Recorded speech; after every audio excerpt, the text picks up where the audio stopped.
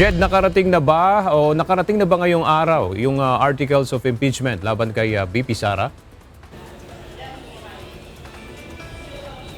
Aga sa mga oras na ito ay wala pang dumarating o naipadadalang articles of impeachment mula sa House of Representatives. Ngunit dahil natapos na yung butuhan kahapon sa Kamara, inaasahang ngayong araw ay maiyaakyat na o maipadadala na ang nasabing dokumento dito sa Senado.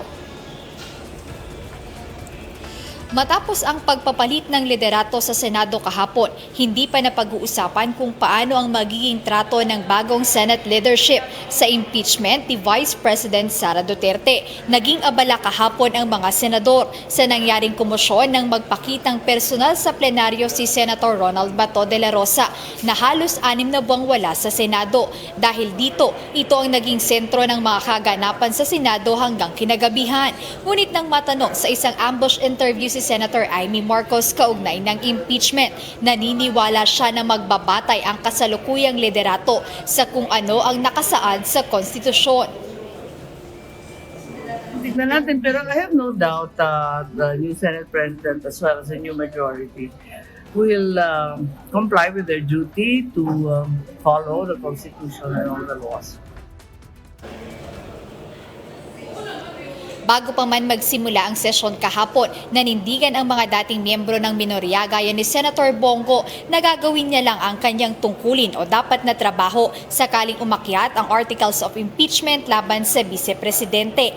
Aniya naghahanda na siya para sa anumang posibilidad at tiniyak niya ang impartiality sa kabila ng pagiging kilalang kaalyado ng mga Duterte. Dagdag pa ni Senator Go, ang mahalaga para sa kanya ay ang katotohanan na nais malaman ng taong bayan.